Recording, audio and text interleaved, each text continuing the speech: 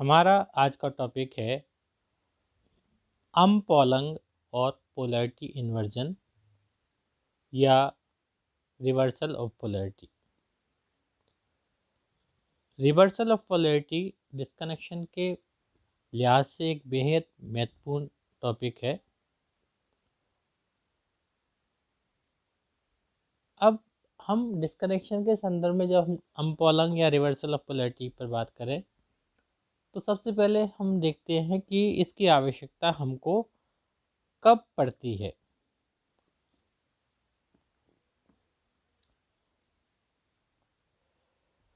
जैसा कि हमने पिछले वीडियोज में देखा कि 1,4 डाई सब्स्टिट्यूटेड मॉलिक्यूल्स में जो दो ग्रुप मौजूद होते हैं, उन दो ग्रुपों की वजह से मॉलिक्यूल में जो लेटेंट पोलैरिटी का पैटर्न डेवलप होता है वो पैटर्न कंसोनेंट ना होकर के डिसोनेंट पैटर्न ऑफ पोलैरिटी होता है। जब पोलैरिटी का पैटर्न कंसोनेंट होता है तो हमारे पास तुलनात्मक रूप से आसानी से सिंथेटिक इक्विवेलेंट सिंथोन से संबंधित सिंथेटिक इक्विवेलेंट्स उपलब्ध हो पाते हैं। लेकिन जब डिसोनेंट पैटर्न ऑफ पोलैरिटी होता है तो उस केस में सिंथोन से संबंधित सिंथेटिक इक्विवेलेंट्स को लेकर के दिक्कत आती है। ऐसे केसेस में हम वहाँ पर अनपॉलंग या रिवर्सल ऑफ पोलैरिटी का इस्तेमाल करते हैं, या हमको वहाँ पर अनपॉलंग या पोलैरिटी रिवर्सल का इस्तेमाल करना पड़ता है। सबसे पहले हम देखें कि ये अनपॉलंग होता क्या है या रिवर्सल ऑफ पोलैरिटी होता क्या है। Umpolung is a German word. It meaning is polarity reversal. एक जर्मन शब्द है जिसका ये मतलब होता है पोलैरिटी का रिवर्सल।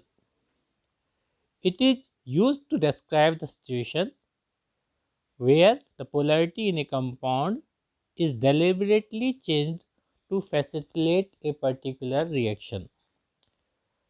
अब डिस्कनेक्शन के जो गाइडलाइंस थी उसमें ये था कि वहाँ पे नॉन वर्केबल रिएक्शंस होनी चाहिए। अब जो रिवर्सल ऑफ पोलैरिटी है, it is used to describe the situation where the polarity in a compound is deliberately changed to facilitate a particular reaction. एक पर्टिकुलर रिएक्शन को फैसिलिटेट करने के लिए उस कंपाउंड में ग्रुप की पोलैरिटी को जानबूझ करके चेंज किया जाता है। It is the chemical modification of a functional group with the aim of reversal polarity of that group. वहाँ पर एक प्रकार का केमिकल मॉडिफिकेशन होता है जो कि वहाँ फंक्शनल ग्रुप मौजूद होते हैं उनका, ताकि वहाँ पर रिवर्सल ऑफ पोलैरिटी हो सके। This modification allows secondary reaction of this functional group that would otherwise not be possible. अब ये जो हम मॉडिफिकेशन कर रहे हैं उस मॉडिफिकेशन की वजह से वहाँ पर सेकेंडरी रिएक्शन संभव हो पाती है जो फंक्शनल ग्रुप से संबंधित, जो कि बिना रिवर्सल ऑफ पोलैरिटी या अनपॉलिंग के पॉसिबल नहीं होती थी। तो अनपॉलिंग अपने आप में एक बेहद इम्पॉर्टेंट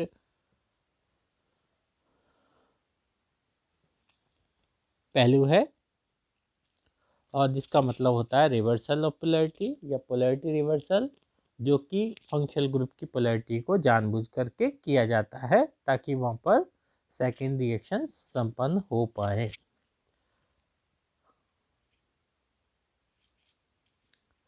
अब जरा हम समझें इसको। यहाँ पे ऊपर वाले केस में हम देखें कि यहाँ पर एक कार्बोनिल कंपाउंड है।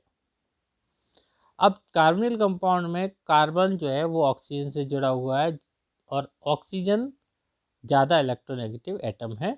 जिसकी वजह से कार्बन पर एक आंशिक धनावेश उत्पन्न माना जा सकता है, तथा यहाँ पर जो कार्बन है वो न्यूक्लियोफाइल्स के साथ रिएक्ट करेगा, जो कि कार्बोनिल कंपाउंड की न्यूक्लियोफिलिक एडिशन रिएक्शन से स्पष्ट है। अब जब हम इस कार्बोनिल कंपाउंड की रिएक्शन या कार्बोनिल समूह की रिएक्शन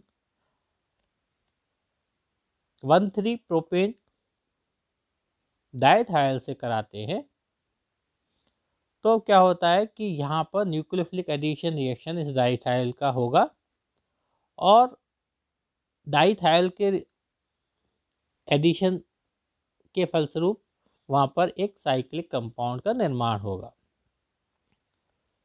अब देखिए, जो सल्फर है उसमें सल्फर की वजह से सल्फर पर वहाँ पर डी ऑर्बिटल मौजूद है, जो कि इस कार्बन की इलेक्ट्रॉन डेंसिटी को अपने ऊपर स्टेबलाइज कर सकते हैं।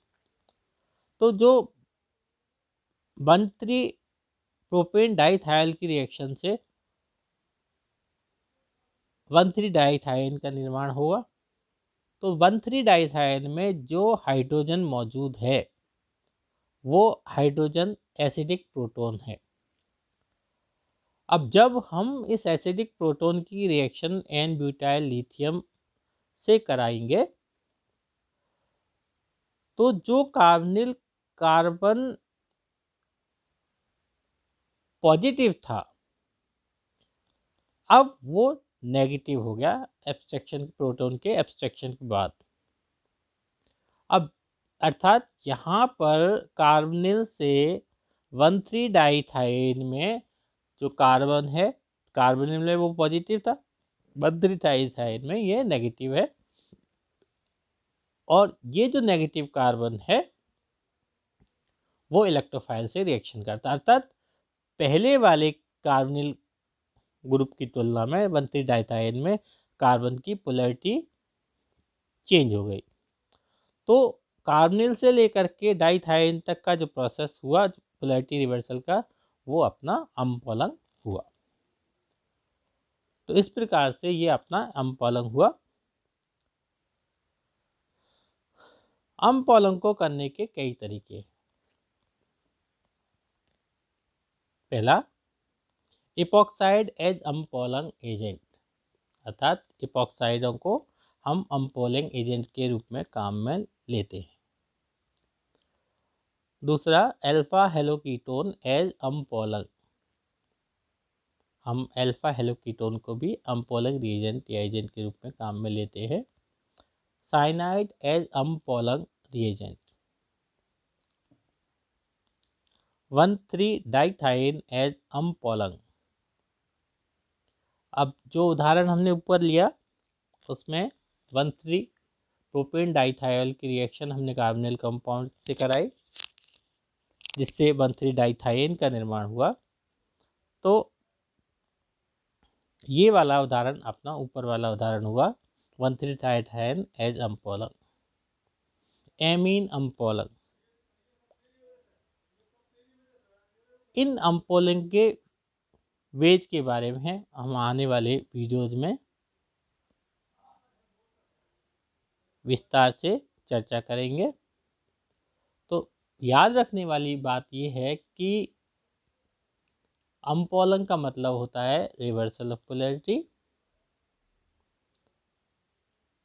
इस रिवर्सल ऑफ पोलैरिटी से हम उस फंक्शनल ग्रुप में की पोलैरिटी को चेंज कर देते हैं, जिससे कि उस फंक्शनल ग्रुप से संबंधित सेकेंडरी रिएक्शंस हम आसानी से कर पाते हैं। और इसकी अपनी सिंथेटिक एप्लीकेशंस बेहद ज़्यादा हैं।